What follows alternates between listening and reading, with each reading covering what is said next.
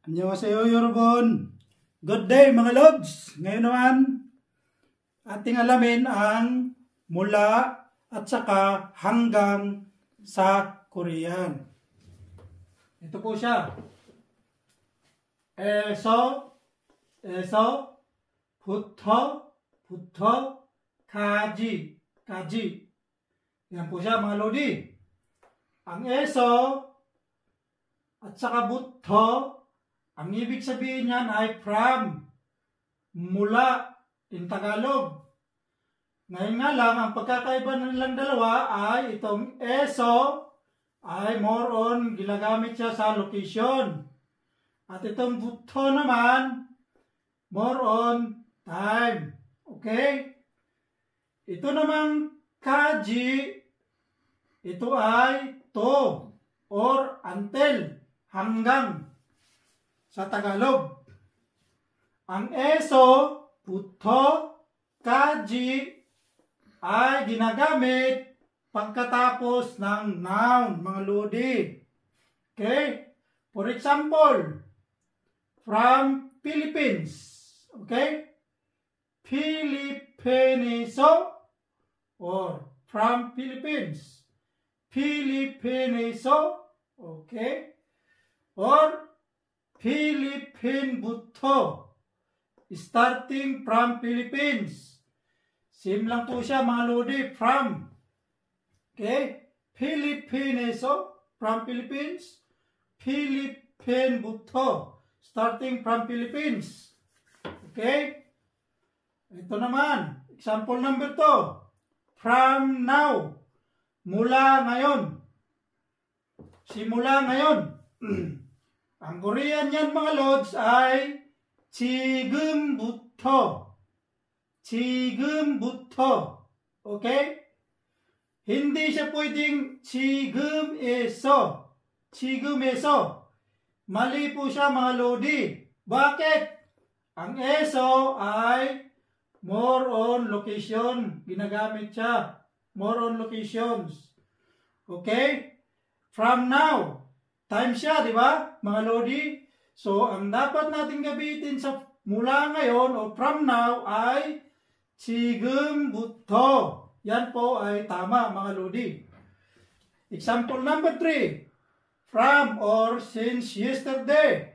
Mula kahapon. Okay? Ganito po yan sa Korean, mga lods. 어제부터. Okay? 어제에서 ay mali mga lodi. Bakit?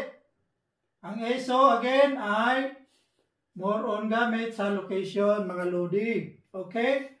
어제부터 yan po ang tama niyan mga lodi. Ang Korean ng from yesterday or since yesterday ay 어제부터. Ang Korean ng mula ngayon or from now ay 지금부터. At ang Korean ng mula sa Pilipinas, from Philippines, Philippines-eso, from Philippines, or Philippine-buto, starting from Philippines. Okay? Ngayon naman, dumako tayo sa kaji. Until in English, or in Tagalog, hanggang. Okay? Example number 1. Philippines-eso, 한국까지. From Philippines to Korea. Or from Philippines until Korea. Mula Pilipinas hanggang Korea. Okay? Example number 2. Ang Korea naman ng until now or hanggang ngayon ng Tagalog ay 지금까지. Okay? Ang example number 3 tayo. Until tomorrow, hanggang bukas. Ang Korean ng hanggang bukas ay 내일까지. Okay? Example number 4. Until when? Hanggang kailan? Until when? Ang Korean yan ay 언제까지. Until when? 언제까지. Yan po ang example ng kaji mga lodi. Until or hanggang. 필리핀에서 한국까지. From Philippines to Korea. Mula hanggang ngayon, until now, 지금까지. Until tomorrow, hanggang bukas, 내일까지. Until when, hanggang kailan. Ang Korean yan, 언제까지. 언제까지. Ngayon naman, magbibigay po ako ng example sentences gamit ang eso, putto, tsaka kaji. Okay? Sample sentences of eso, putto, kaji. Sample number 1. From here to there. Mula dito hanggang doon. Okay? Ang Korean niyan ay 여기에서 저기까지. Or 여기부터 저기까지. Okay? Mula dito hanggang doon ay, ang Korean yan ay 여기에서 저기까지. Or 여기부터 저기까지. Okay? Ang Korean ng here ay 여기. Ang Korean ng there ay 저게. 저게. Okay? 저게. Example number 2. From hospital to market. Mula sa hospital hanggang sa palengke. Ang Korean niyan ay 병원에서 시장까지. Or 병원부터 시장까지. Okay? 병원에서 시장까지. 병원부터 시장까지. Ang Korean ng hospital ay 병원.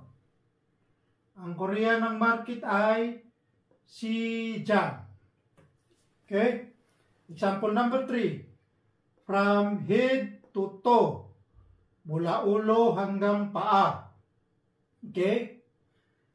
Ang Korean niyan ay 머리부터 발끝까지. Or 머리에서 발끝까지. Okay?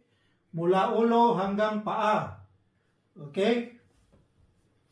Ang Korean ng ulo ay 머리. Ang to ay palkut. Okay? Example number 4. From morning until evening. Mula umaga hanggang gabi. Ang Korean yan ay 아침부터 저녁까지. Okay? Ngayon naman, ito, hindi mo siya pwedeng sabihin na 아침에서 저녁까지. Mali po to mga lods. Bakit? Itong eso ay more on location. While puto is more on time.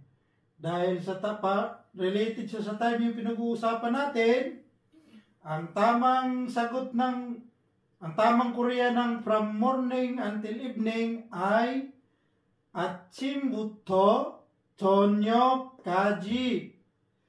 Mali po tong 아침에서 저녁까지.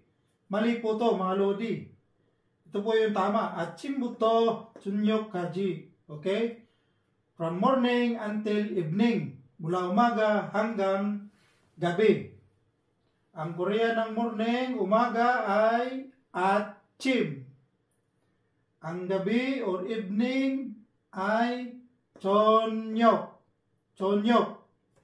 Okay? Thank you mga lods. Maraming salamat po sa inyo. Bye!